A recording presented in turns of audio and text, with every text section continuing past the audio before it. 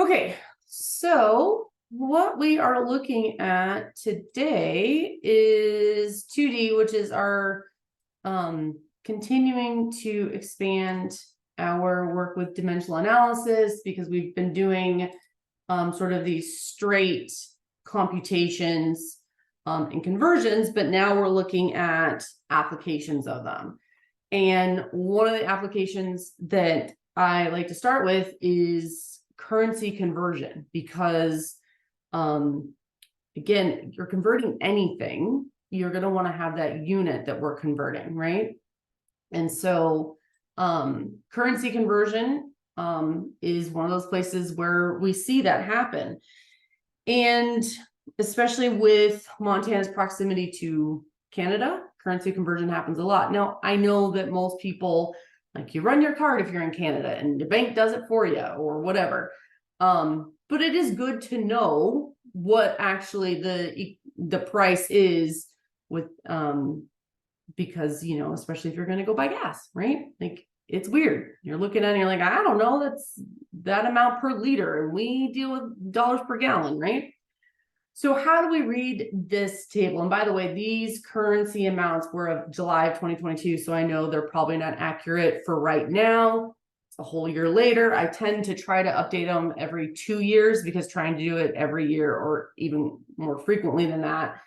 But it just so happened when I pulled these numbers, it was that point in July of 2022 that, oddly enough, the euro and the American dollar for one brief period of time were equivalent.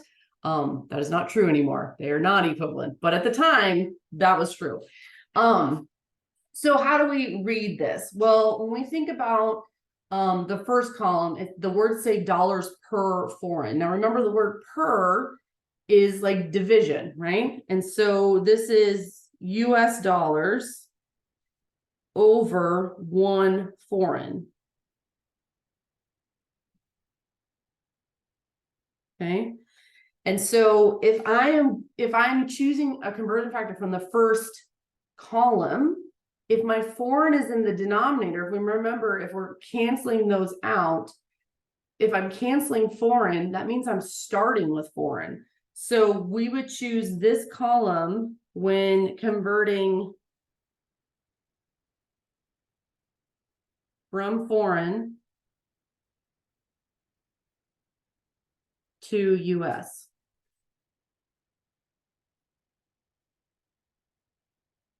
Where our second column says foreign per dollar. So it's foreign money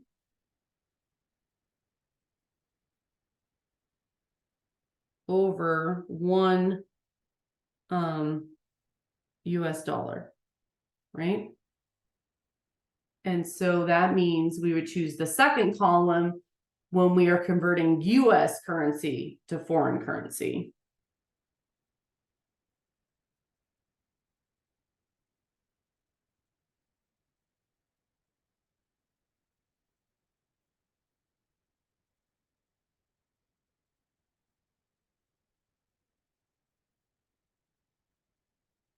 Okay. So again, just a reminder of like how to read the table, that second part right below it, it says dollars per foreign means that it's 1.18 US dollar per British pound. So if you're looking at that first row for British pound, where in the foreign per dollar column, it's 0.85 British pounds per US dollar. That's the equivalency, right? So number one says, how many pesos can you buy with $100? So when we're thinking about, I'm trying to buy a foreign currency using US money, right?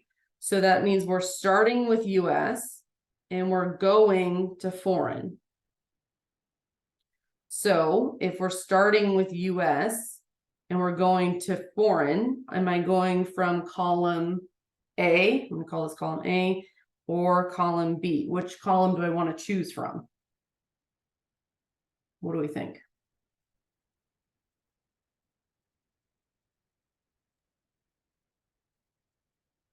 A. So A would give us that foreign currency in the denominator, right? But if I'm starting with $100 US, that's going to be 100 in the numerator of the first fraction, which means I want my US to be in the denominator of my second fraction, right? So if I'm going from US to foreign, you notice in column B, it says, again, converting from US to currency, to foreign currency. So we're going to want to choose our conversion factor from column B. So I want to go with we know that there are 20.97 pesos per 1 US. So setting up our conversion, we're going to start by saying, okay, we'll take our $100 and we'll put it over 1, and we're going to multiply by that 20.97 over 1 US, right? So multiplying straight through, the US dollar will cancel with the US dollar, and 100 times 20.97 is going to give us 2,097 pesos.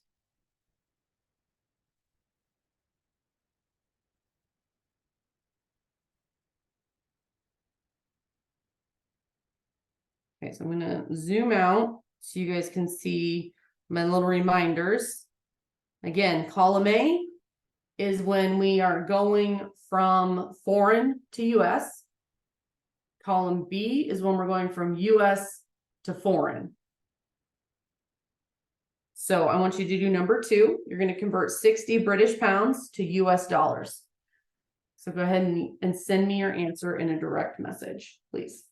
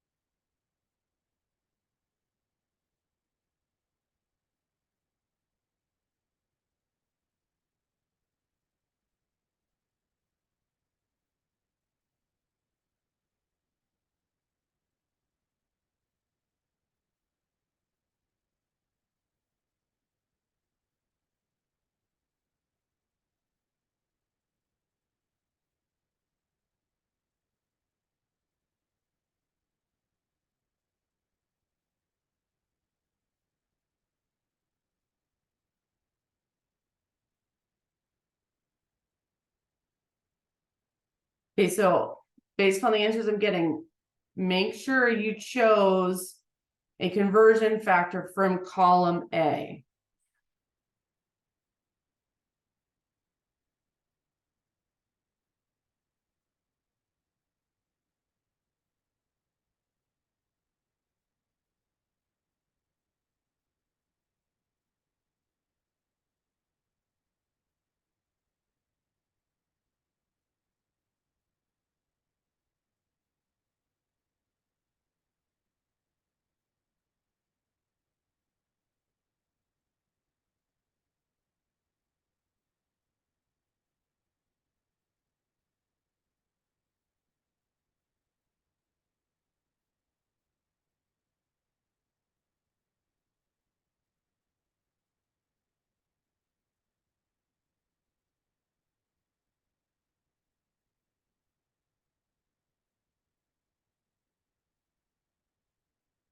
So we're going from foreign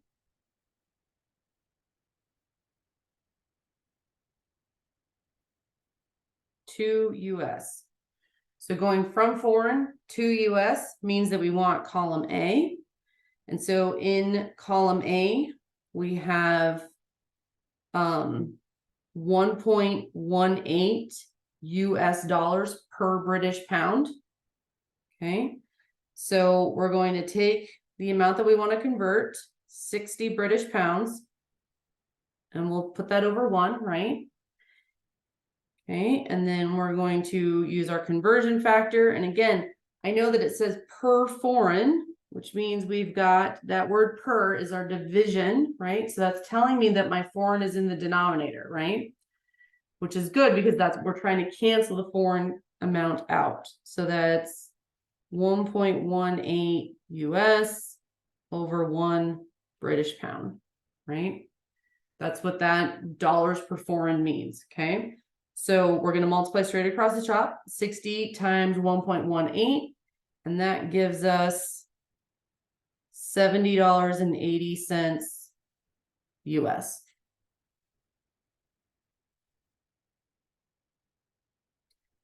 These are weird because it's not something we deal with in our real life, right? But it really is. We just rely on somebody else to do the calculation for us. But, you know, this happens all the time.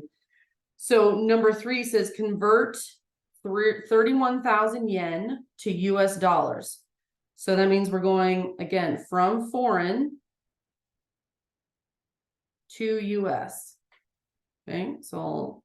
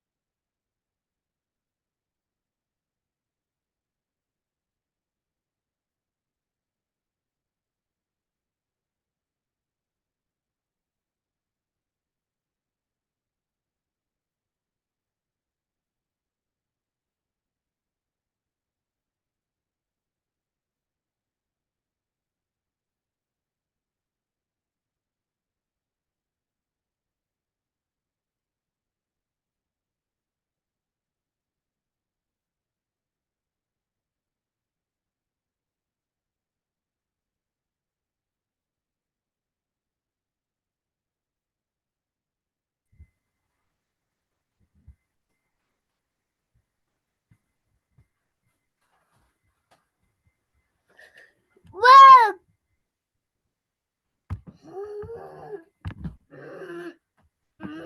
Macy, stop.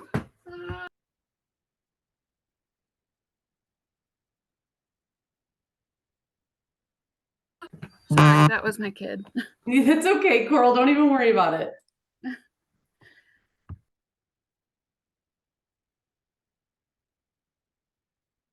She's trying to say hi to everybody. What is your child's name? Say hi, Macy. She's 2. She's 2. Yeah. Cute.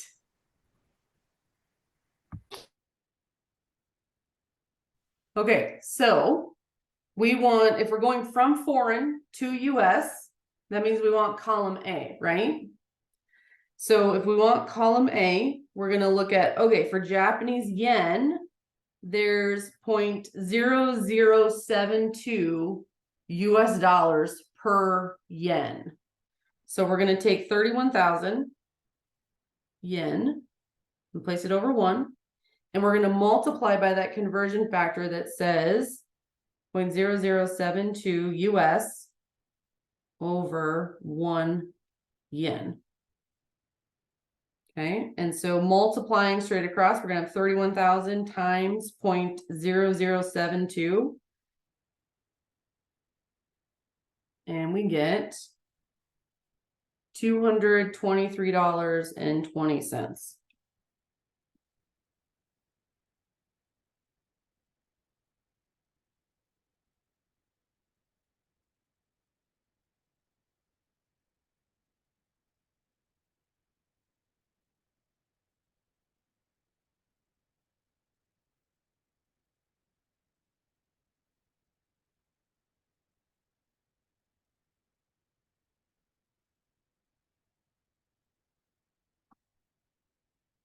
All right.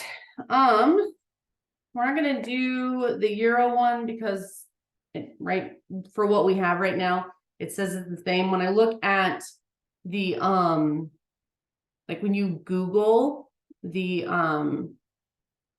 equivalency, the United States dollar is, now a little weaker. And so I don't know if you've ever heard of them talk, like in general, they talk about how strong or weak a currency is. And in order to determine if your currency is stronger or weaker than another currency, your currency would be weaker if when you convert it to the other currency, you have less, right? So right now it looks like the conversion is that it's 1.06 US dollars to 1 euro. So if you were to take your money and go anywhere in Europe and convert it to euros, your dollar does not go as far because it ends up being weaker. Where if they were to come, somebody with who uses euros were to come to the United States, they would change in one of their euros and get $1.06 for one of theirs. So that equates to the euro being stronger than the US dollar. That's where they think about how strong a currency is. If you are basically, does it get bigger when you convert it or does it get smaller? It's for lack of a better way to put it. But the reason, so you can also, I mean, it is interesting to look at, you can see, if you Google it, you can see like a whole chart that tracks like the equivalency. But let's talk about other stuff. So next page says convert $350 to Canadian dollars. So I do want to do that. So number 5, we're doing 350 US to Canadian. I'm going to write the conversions at the top here, because in case you don't have the other page and it's too much of a pain in the butt to go back and forth. So give me 1 second to write those. So we've got Canadian is $0.76 per foreign.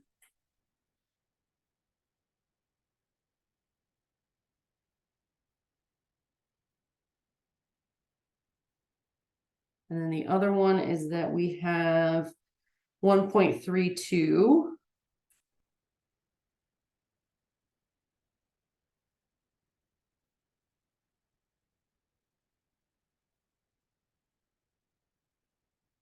Okay, so you need to decide which of those two conversion factors you're going to use. I want to convert 350 US dollars to Canadian dollars.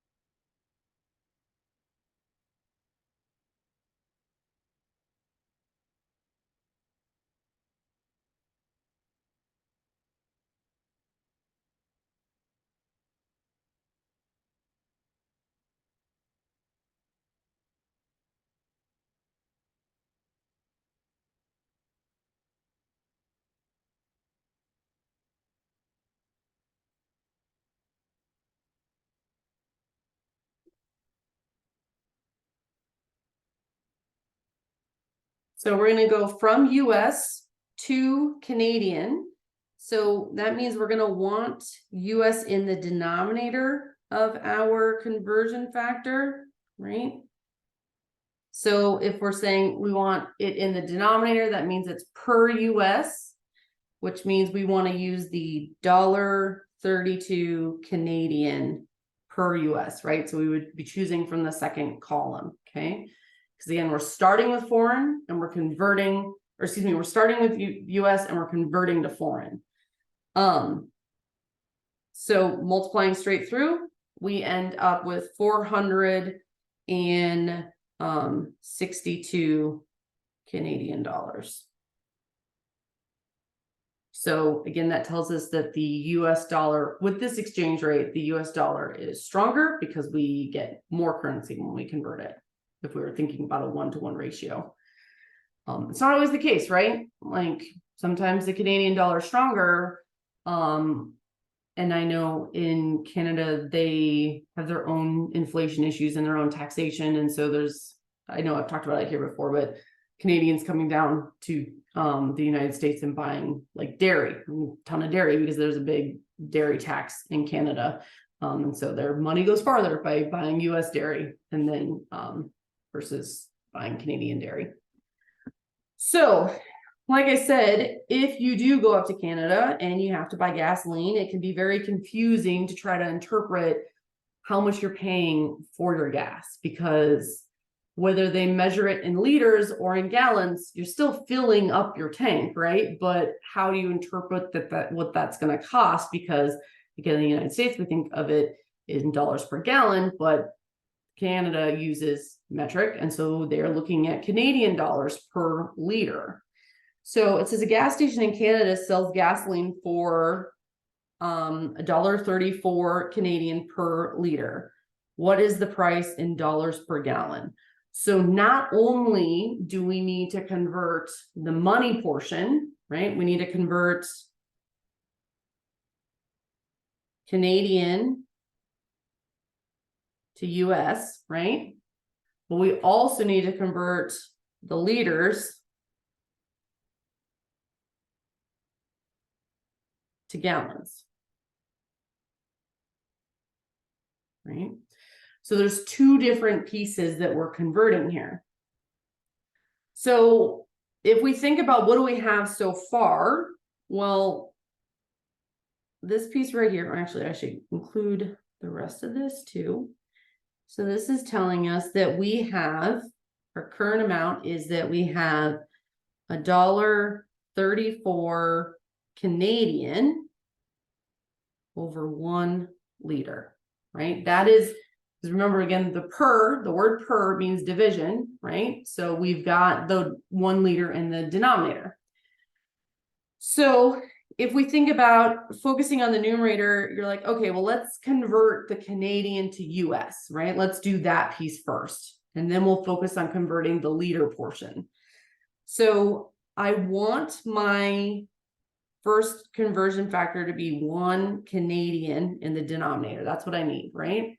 So that means I would be choosing the conversion factor that is US money per Canadian, right? So that would be coming from our first column, right? So we would have 76 cents per Canadian.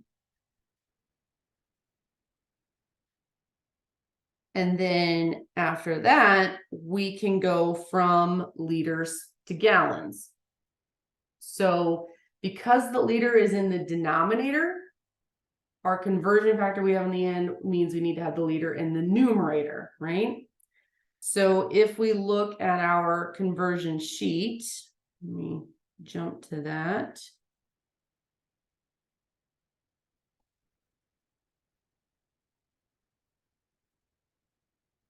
We want to get rid of our, we want to get rid of the liters, right?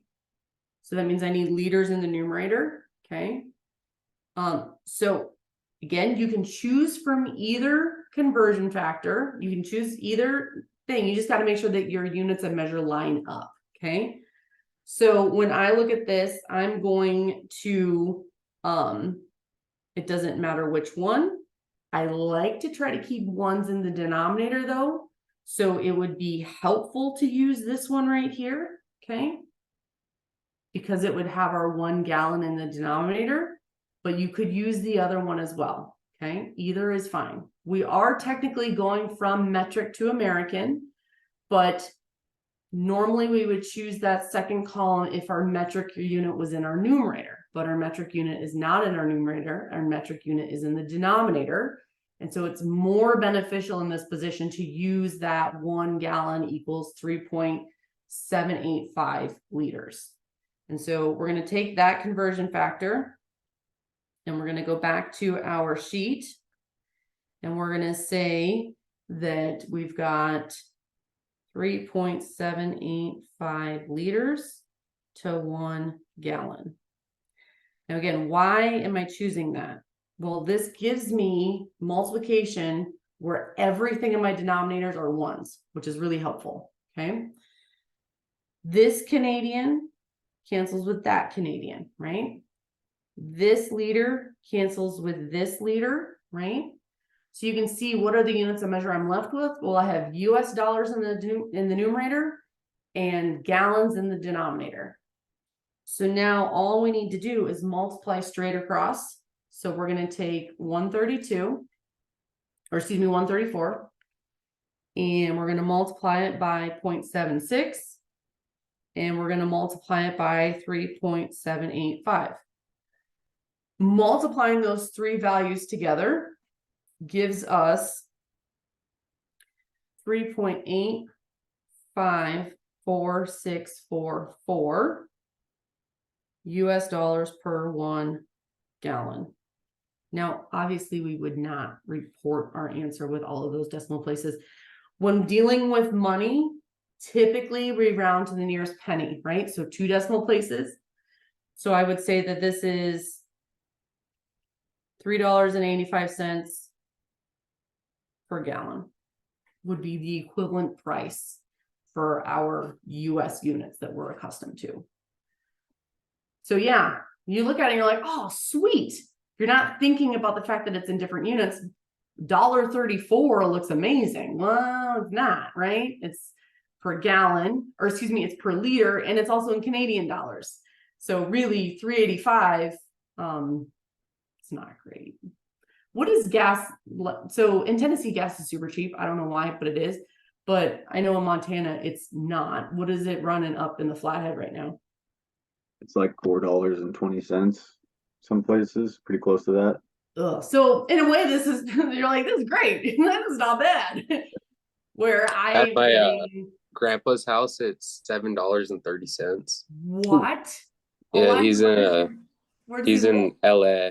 Oh, okay. I was like, he's got to be in California, Southern California somewhere. Yeah, it's pretty bad. Yeah, last summer I did a road trip with one of my friends, and we drove from San Francisco to LA, like along the coast, and which is actually not that many miles. I grew up in California, but we made it stretch super far because we were stopping in places and everything. But thankfully I think at most we paid was $5 a gallon. Obviously it's much more expensive right now, but we got really lucky. I don't know how we got so lucky, but we were both nervous about what the gas was going to cost. But small towns in California are pretty outrageous right now. I think especially Mendo's up to $8 or something like that. God, yeah, I remember when I lived there, and I mean this was back in like the 90s that I lived in California. But even at any small town that was up near the mountains was always terrible gas price relative, because I mean it's like all the cost of trucking it there and routes. But yeah, it's like $3.07 a gallon here, and I remind myself every day how lucky we are, because every time we leave the state I'm always like, oh god, that's right, gas is not cheap everywhere.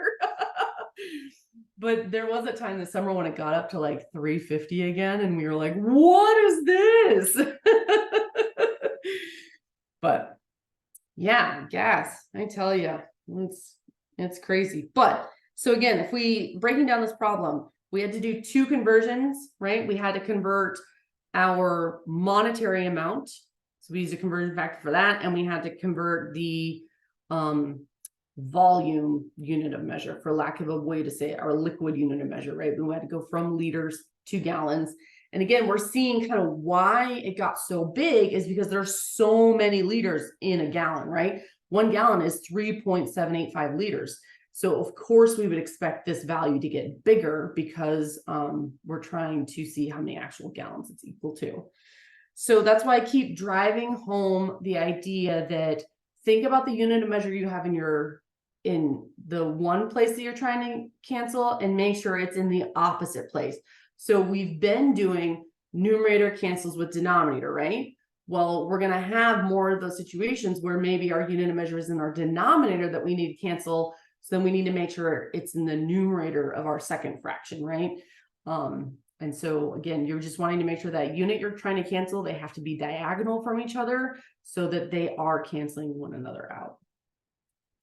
All right. Number 2 is kind of a crazy problem. Let's see. So number 2 is focusing on if we're changing a light bulb, what is the money we would save? Because I'm sure you've seen with LED light bulbs, they're always put on the package like, you know, a savings of 15 cents. But it's always in a unit of measure that doesn't make sense in our lives. Like we don't think about like, how does this relate to what we're doing with it? So we're going to expand that out. So Flathead Electric charges 15 cents per kilowatt hour of electricity. How much does it cost to keep a 100-watt light bulb on for a week?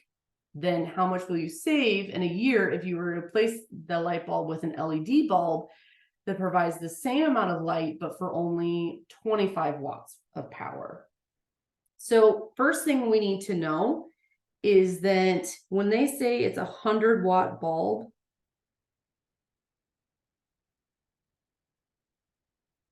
what that means is that it uses 100 watts of power in an hour. So like to run it for 1 hour, it's 100 watts. So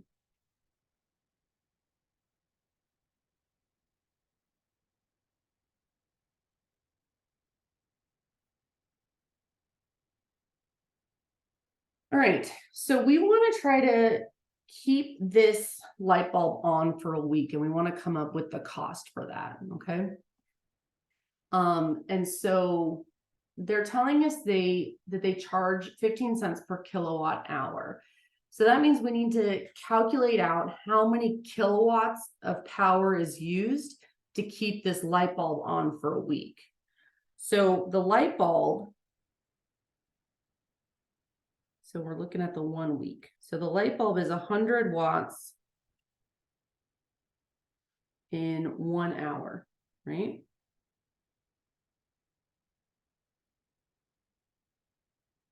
Okay. So how do I get from the amount for 1 hour to the amount for a whole week? What do we need to think about with time conversion here? Find out how many hours are in a week. Right.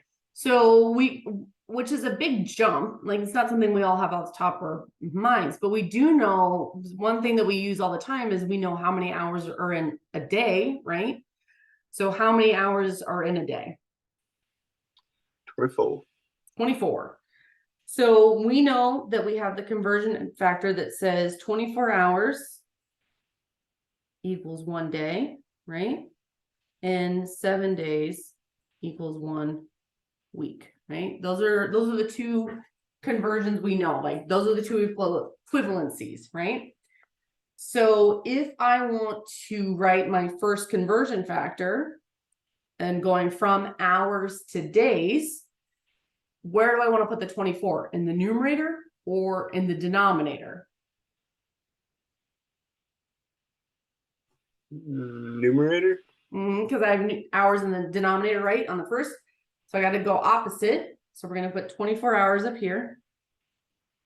And then 1 day down here. So that conversion factor is going to get us from hours to days. And then we're going to need our second one to get us from days to weeks, right? Now, one of the reasons you're going to see me use a lot of conversion factors at once, remember we talked about these being chain conversions, is because if you are only doing one at a time, we could end up with decimal amounts. And if you're continuing to round off in between, that can cause your final answer to be inaccurate. So it's better to use chain conversions where you multiply straight across the top and straight across the bottom and then do division once at the very end. So what that looks like in this problem is that I have now taken and converted my time to weeks, right? Because I have canceled those hours out. I canceled the days out. Yes, I know I didn't do anything with the 24 yet, and I didn't do anything with the 7. I'm just thinking about my units of measure. The last thing is then I want to know what it is in kilowatts per hour, not watts per hour. So the last piece we need to do is we need to convert the watts to kilowatts. Now, yes, I know nowhere on our conversion sheet have I said anything to do with watts or kilowatts or anything like that. But if we use our context clues, we know that the word kilo means 1,000, right? If we think about, oh, well, kilometers to meters, there's 1,000 meters and 1 kilometer, right? So the same is true with kilowatts and watts. 1 kilowatt is equal to 1,000 watts, right? So we can put that conversion factor in here. So my watts are in the numerator at the very, very beginning, right? So that means my watts need to be in the denominator on that conversion factor. So I'm going to put 1,000 watts down here. And 1 kilowatt in the numerator.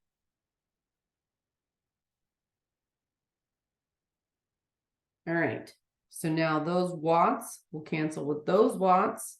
And this is where, as I was saying, you want to multiply straight across the top and straight across the bottom. So multiplying straight across the top, we get 100 times 24 times 7, giving me 16,800 kilowatts.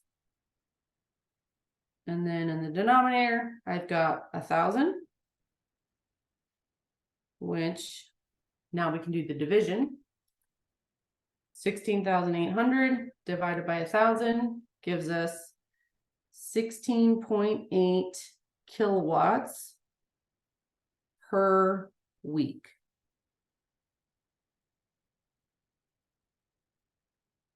So that's how many kilowatts we use to keep this light bulb on for an entire week, right? It's the whole idea of like, well, I'm going out of town, and if I keep my front porch light on, nobody will think I'm gone and they won't break in.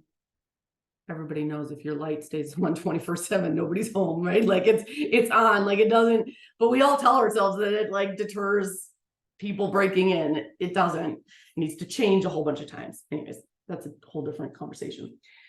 So what is the cost to keep that on with the original bulb price? Well, going back to what does Flathead Electric charge? They're charging 15 cents per kilowatt hour. So we're going to look at the cost of the original bulb.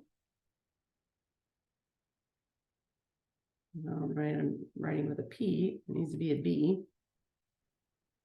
So I'm taking the amount of power we need, 16.8 kilowatts for 1 week.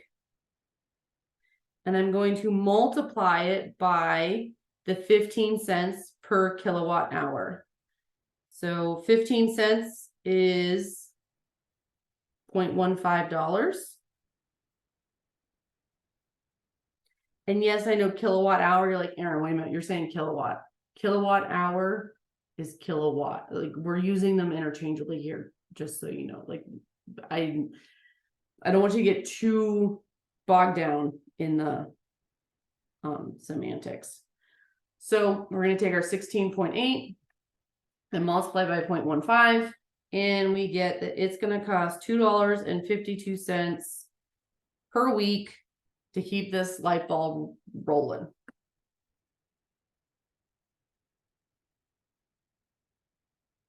Okay. Great. We answered part A.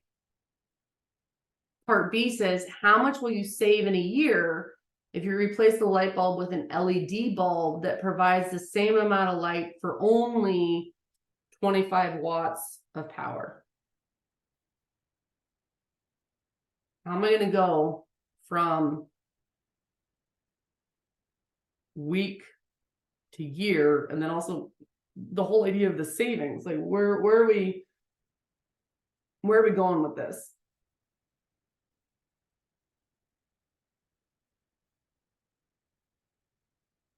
What are some things I could do? Okay, I could be completely wrong on this, but we could subtract and then times it by the amount of weeks in a year, maybe. I think that's a great idea. So when you're saying subtract, what are you subtracting? How much savings from the original number, so we Okay. know how much we would be paying. per week. Okay. So how would we, so we've got the original number, which is $2.52 a week, right? So then we want to calculate what it would be for the new bulb, right? So we could go through this whole process of, instead of having that 100 watts, we can put the 25 watts in there. But what's the relationship between 100 and 25? Like, what is the ratio between those two? It's a fourth, it's a quarter. Yeah. So if we're using a quarter of the energy, that means it's still going to be a quarter of the kilowatts over a total week, which means it's also going to be a quarter of the money. So if we, but let's not jump all those steps. Let's just look at how much power in a week. So because 25 watts is 1/4 of 100 watts, the 25 watt bulb uses 1/4 the power of the 100 watt bulb, right? So if we go back to how much we're using in a week, we can take that 16.8 and we can divide it by 4.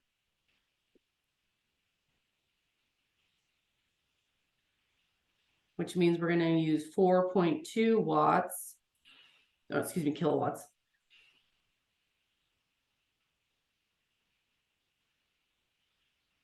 Per week. Okay, so now we know how much energy we're using, right? Okay, so let's look at how much it would cost. So the cost for 1 week, so we're going to take 4.2 kilowatts. I know I'm running out of room here. Over 1 week, and we can multiply it by that 15 cents over 1 kilowatt.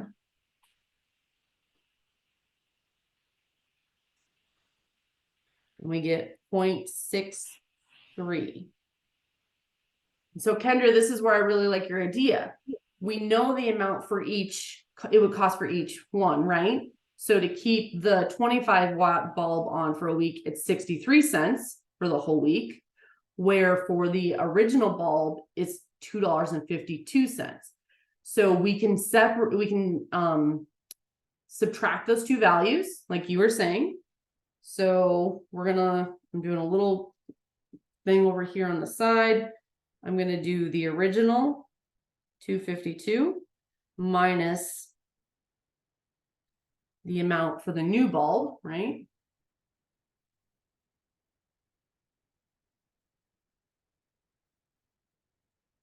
And that shows we're going to save $1.89 per week. So then, using the idea that there are 52 weeks in the year, and I like breaking it down to the 52 weeks and not trying to do it by number of days, because sometimes there's 365, sometimes there's 366, depending if it's a leap year. We're going with the straight, we know there's 52 weeks in a year, okay?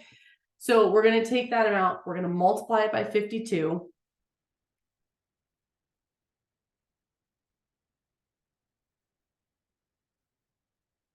So $1.89 times 52, because there's 52 weeks in a year, gives us a total savings of $98.28 over the course of the year. And that is some money. I'm assuming we're not all leaving our lights on 24/7, but it does add up for all of your lights if you change the bulbs over. So yes, it is actually worth changing from incandescent to LEDs. And they even make better LEDs now. They don't have like the ridiculous glare. But so there's a lot of different conversions there, right? Again, multiplying out the time, right? We have to know those conversions between weeks, days, hours, all of that business. So when you are working on these problems, because it's gonna, every time you get one of these problems in 2D, I get the comment all the time, Erin, this doesn't like relate to anything we did. It's totally new. How do I do this? Identify the units of measure you have that you're starting with and look at what you're trying to get to and try to work your way backwards, okay? So the commonality, the common idea for all of this is it's unit conversion. We're converting units. So look at what you're starting with and then what we want to get to, okay? So we're going to do number 3. I'm not going to worry about number 4. We're going to focus on number 3, and then I might actually start on 2E a little bit, but we'll see where we're at with time. So let's go to the next page. Medication dosing. So a child weighs 15 kilograms and has a bacterial ear infection. A physician orders a treatment for amoxicillin with a dosage based on 30 milligrams per kilogram of body weight per day, divided into doses every 12 hours. A lot of information there, right? Part A says, how much amoxicillin should the child be prescribed every 12 hours? Okay. So what pieces of information do we have here? What do we know?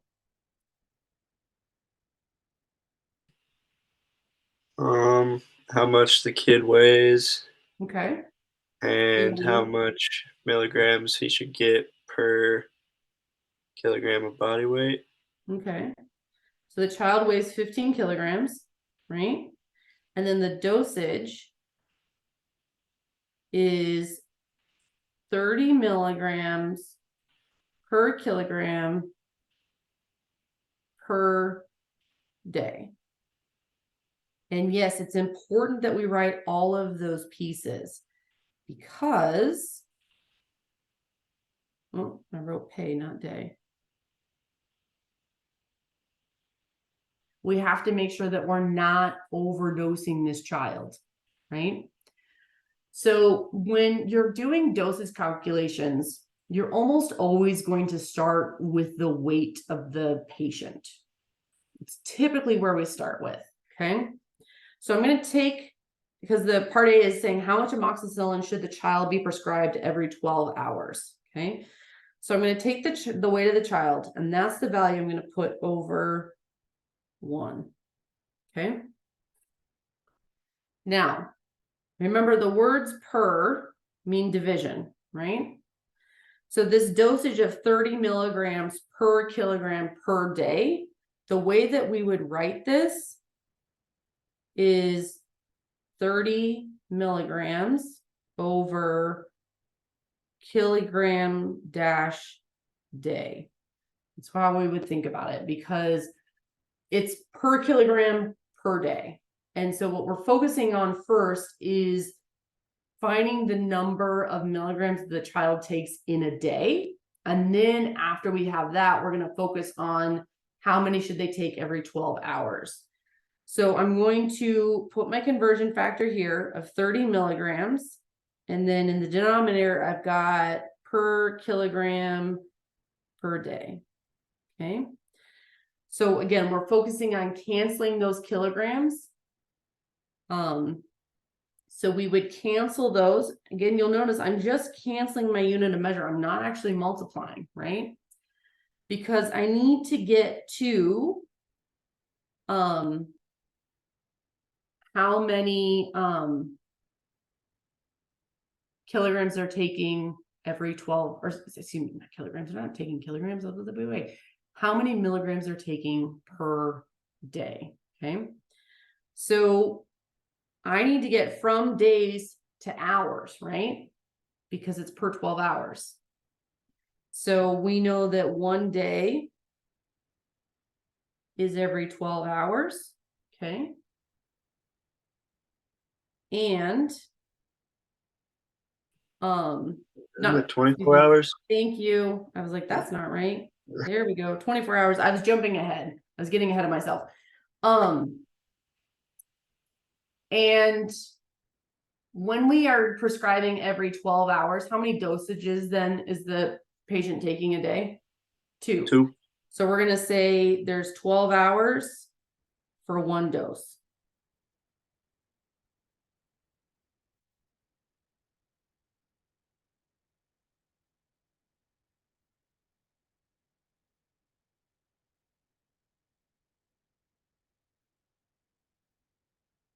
Okay. This is where we check. Do we have everything down that we need? Looking at our units that are canceling.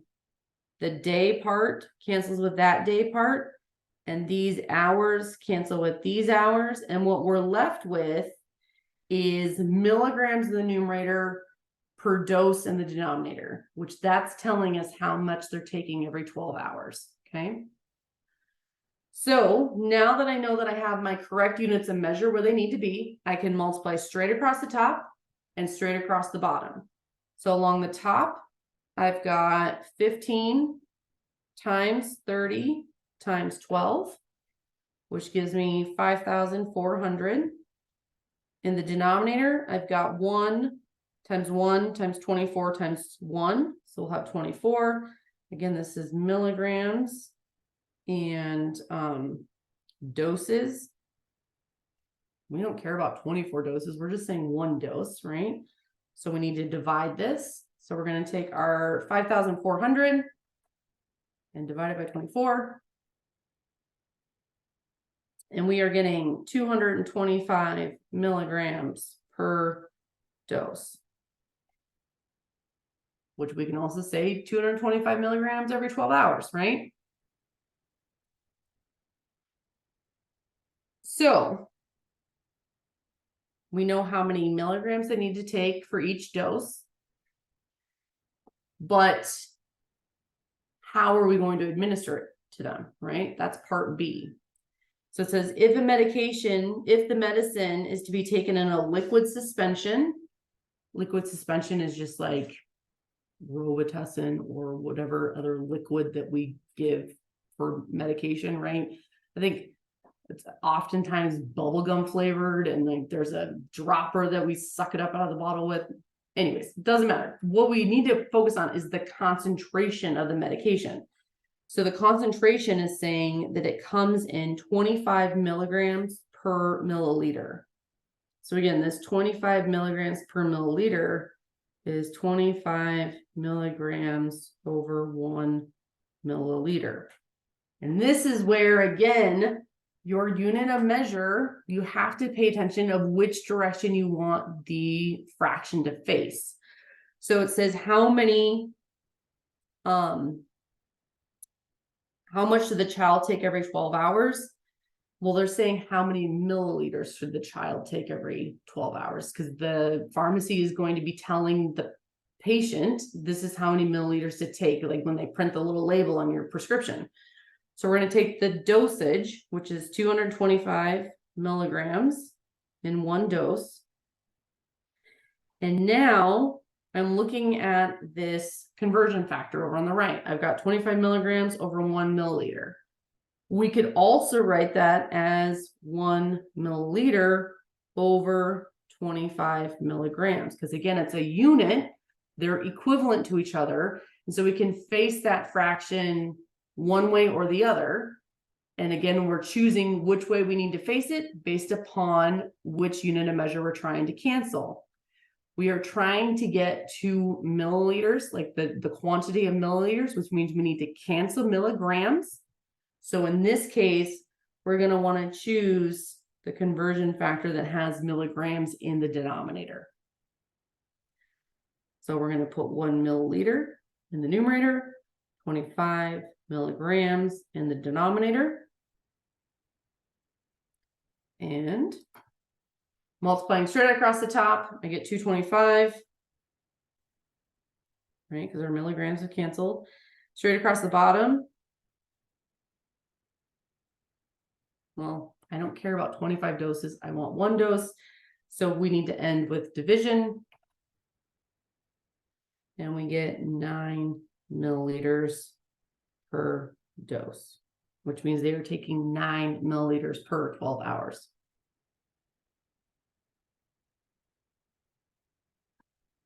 If you're going to 140, this is important, right? Shoot, if you're taking medication yourself, it's good to know if like mistakes happen, right? Like we want to believe that our medical system is infallible, but we all know it's not true.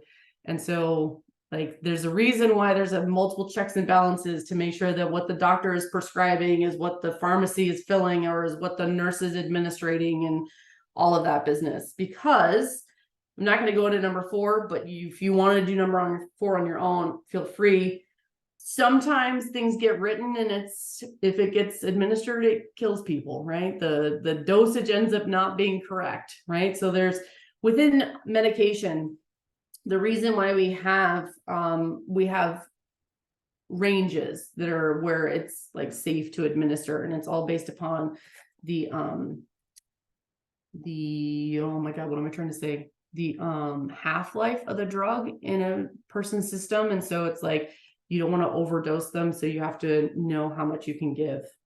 It's not important, it's just why it happens. Okay, so for number 3, I do want to say that our process in number 3 is something you will see on number 8 in your homework. And a hint I will give you there, number 8 is having you calculate the number of tablets that a patient would take in a week. And then for part B, it's the number of milliliters that they would take in a week. One mistake that students make is that they'll take the number of tablets and try to just jump to the number of milliliters. And so if you want to write this down in number 8, when you go to do from part A to part B, go back to your total number of milligrams to then convert it to tablets. Because if you try to jump in between, your answer will be off due to rounding. And so write yourself a note that on number 8 on your homework, I believe it's number 8, unless it's changed. Has anybody looked at the homework yet? Yes. No, not for today. If it's not number 8, I know the homework, I know the problem is on there, and it's like, it says like a certain antihistamine is often prescribed for allergies, blah, blah, blah. Again, my hint is calculate the total number of milligrams you need, use that value for part A, and then for part B, go back to that, because they have you convert it to like we did in part B, where we looked at calculating the number of milliliters. Okay. All right. So I'm trying to get us kind of back on track a little bit. And so I'm going to switch gears and we're going to talk a little bit about 2E.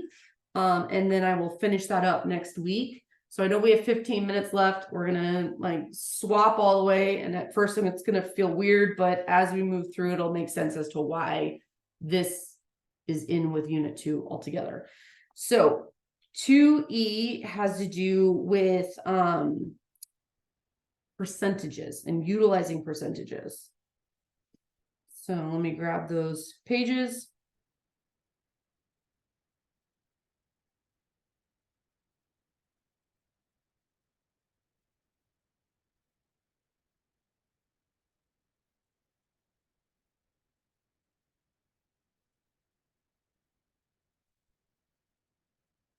Okay, so the first box that you're seeing here just sort of breaks down percentages. Okay, and so what does percent mean? Percent means parts per 100, which is where when we think about if I have 36%, That is 36 out of 100, right? It's 36 parts per 100.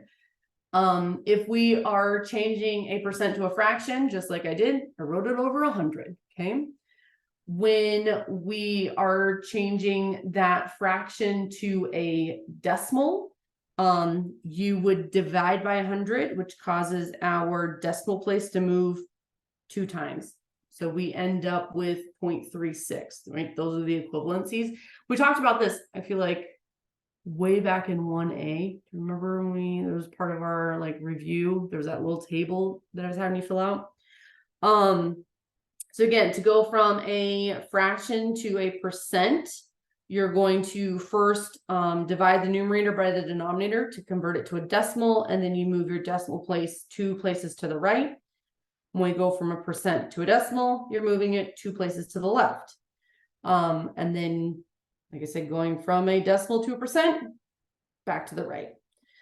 So before I get into absolute and relative change, we're going to just do some percent problems. And so when we think about percent problems, it says 15 is what percent of 50? So there's 2 ways we can write this out to solve it. First, we're saying 15 is what percent of 50, where we are taking our part. Oops, helps if I write the whole word. The part is equal to our percentage value times what we call the whole, because it's the part and the whole. Sometimes our part is bigger than the whole if we're looking at a percent that's over 100. So you can write it that way. You can also write it as a proportion. This says our percentage value over 100 is equal to the part over the whole. So those are 2 ways we can set these problems up to solve them. If I were to set this number 1 up in the second way, I would say, well, I don't know the percent, but I want to know 15 is what percent of 50. So I'm going to say 15 is what percent of 50. So those are 2 ways that I can set this problem up to solve it, okay? The nice thing about using the proportions is students often forget to convert to the percentage, actually, like divide by 100 to convert it, where the second way, by setting it up as a proportion, that's built in by having that 100 in the denominator. So what I'm talking about is in the first way, I have 15 equals x times 50, right? So when I'm looking at x times 50, move this down.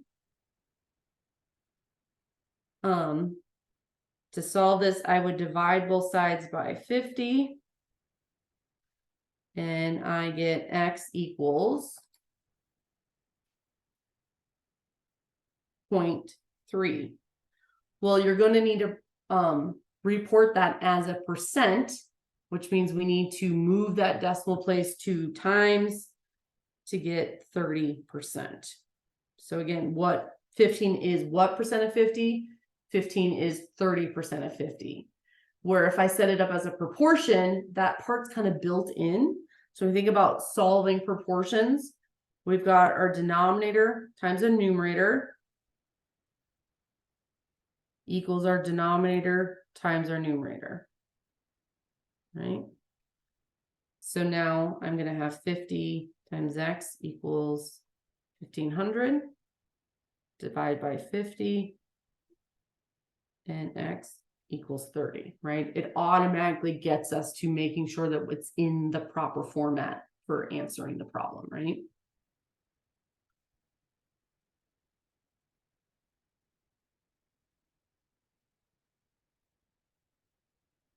So number 2 says 162.5% of what number is 286? So I want you to think about that value, or think about that one. So we're saying that we're taking 162.5% of something, and we get 289 or 286, excuse me. So again, I want you to try number 2 and send me your answer.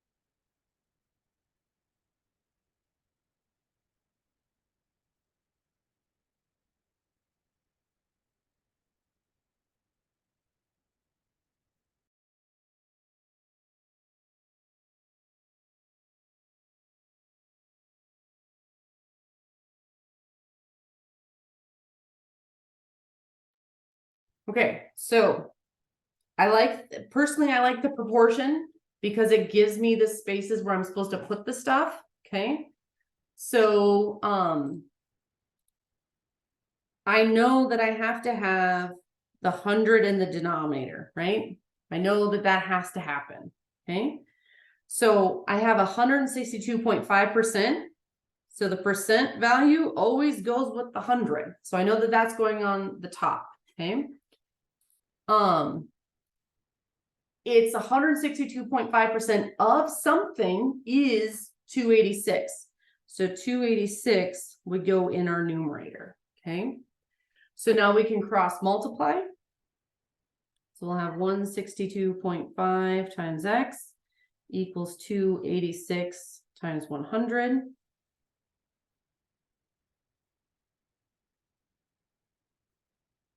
And then divide. So we're going to take 28,600 and divide by 162.5. And that gives us 176.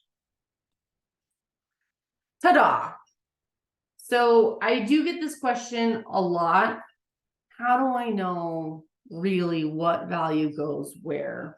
Because sometimes that whole concept of the part and the whole can be confusing because of the, well, what if the number in the numerator is bigger than the denominator and we think part is less than the whole, right? So one of the verbal phrases that I use is that we can also say that, I'm trying to find a place to put it, is that the percent over 100 is equal to the is number over the of number. So if we look at breaking down our sentence we just had, 162% of what number? Well, the of what number, the stuff that goes with the word of is what we don't know, which is how that variable ended up in the denominator, is 286. So 286 is our is number. It went with the word is. It ended up in the numerator. So if that doesn't make sense to you, that's okay. You don't have to use it. If it does make sense to you, great. It's another tool that you can use. It does help to kind of break down. So if we look back at number 1, okay, 15 is, right? There's my is number. What percent? I didn't know the percent. That's why it ended up over 100. Of 50, the of number was 50. Hence why 50 was in the denominator. Okay. So just helps you diagram the sentence a little bit to think about it that way. But again, if that makes it more confusing for you, don't use that tactic. Okay. All right. We're at our time. I'm not going to make us keep going, but that gives you kind of an idea of what we're going to pick up with on Tuesday of next week. I will get your test graded today. And then you will get a notification that I've uploaded a document for you, because I will upload it as an attachment to the grade for your exam in your grade book. Okay. So once I attach that document, you'll get a notification and you'll know that your exam has been graded. Okay. So I'm working on those today. And then Tuesday we will pick up with 2E. Okay.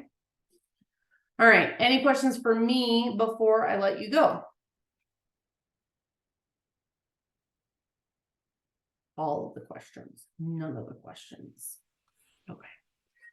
All right, everyone. I hope you have a great weekend. And I will see you guys on Tuesday. All right. You as well. Bye. Okay. Bye.